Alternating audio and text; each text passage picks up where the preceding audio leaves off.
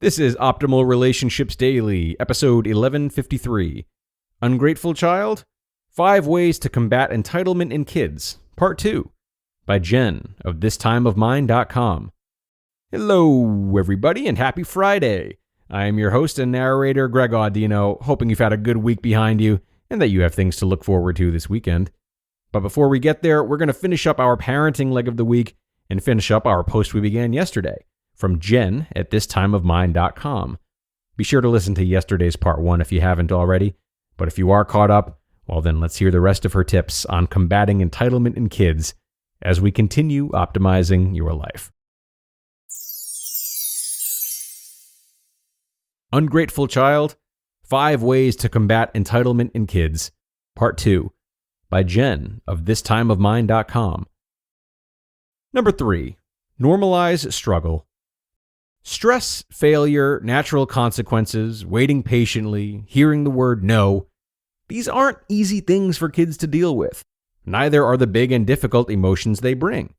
But as hard as it is to watch our kids struggle, we have to let them, so they can learn to deal with the ups and downs life inevitably brings.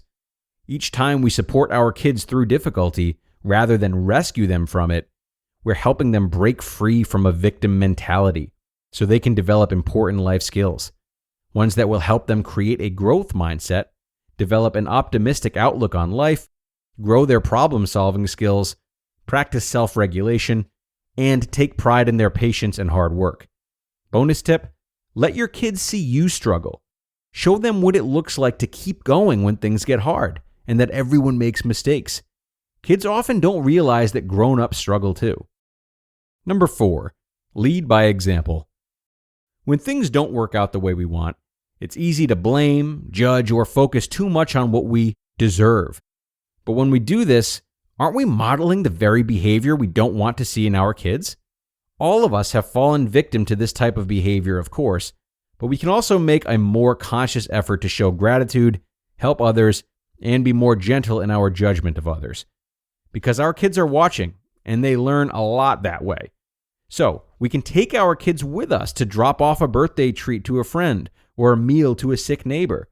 We can take good care of what we have, and we can say thank you more often, including to our kids. It's little things like these that help us move away from do what I say, not what I do, and lead by example instead. In turn, it will become even more natural for our kids to follow in our footsteps. Number 5. Widen your child's perspective.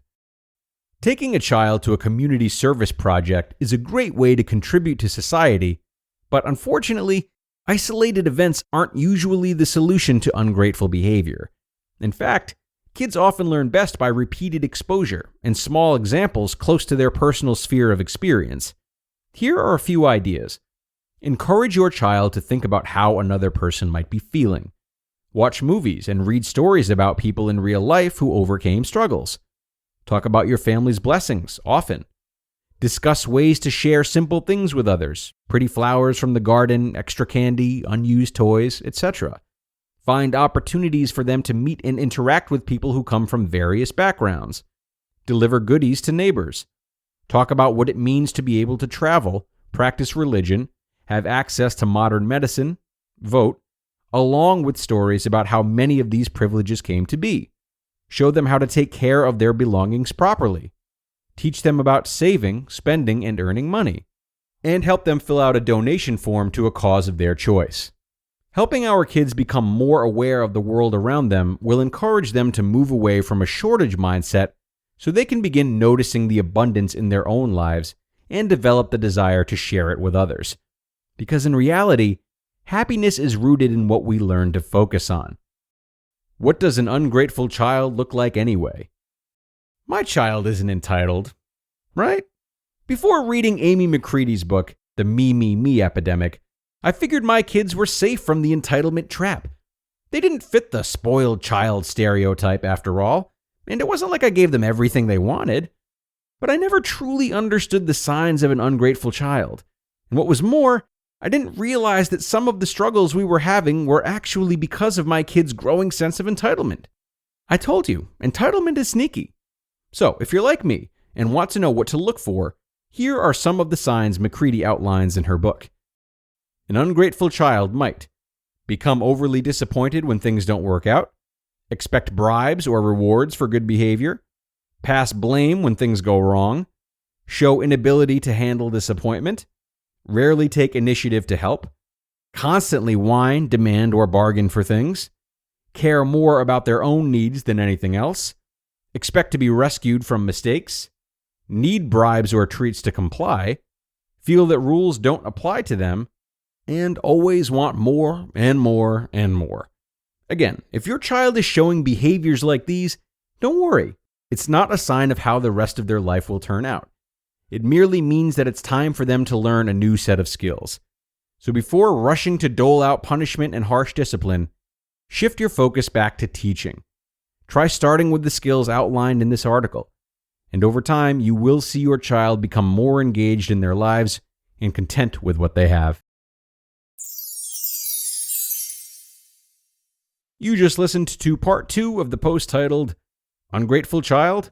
5 Ways to Combat Entitlement in Kids by Jen of thistimeofmind.com. And ORD listeners, I know you're as excited as I am that mental health is becoming more a part of the conversation, both on the global scale and in the day-to-day. Leading the charge is our new sponsor, Noom Mood. Noom Mood helps guide you to mental wellness one step at a time, rather than pretending to do it all at once, giving you tools you need to tackle stress and anxiety so you'll feel empowered to take on whatever life throws at you. As for me, I tend to get wrapped up in planning for the future too much, trying to avoid regret and think 10 steps ahead. But Noom Mood has helped me not only be a bit more present, but also to just be more okay with making mistakes and solving problems as they come, which takes away a lot of my anxiety.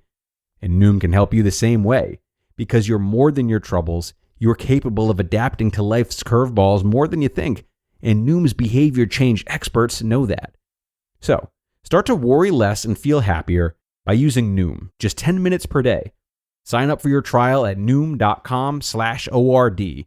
That's NOOM.com/ORD to start your trial today. And what a great post from Jen, huh? So much covered here, a lot to think about for sure. But now that we've considered how to put the spotlight on an ungrateful child, I think what I'd like to do is encourage parents to put the spotlights on themselves. Jen began this post by talking about how parents are in a mad dash to make sure their children are happy all of the time. This definitely seems like a noble effort, doesn't it? But I challenge you to ask yourselves why. Reflect on what it means to you for them to have all their needs exceeded, not just what it means to them. Are you letting social pressures get to you? Are you not giving yourself permission to lag behind sometimes as a parent? Are you unsure of what difficult moments are better for your child's development to fix versus which ones to let them sit and deal with on their own?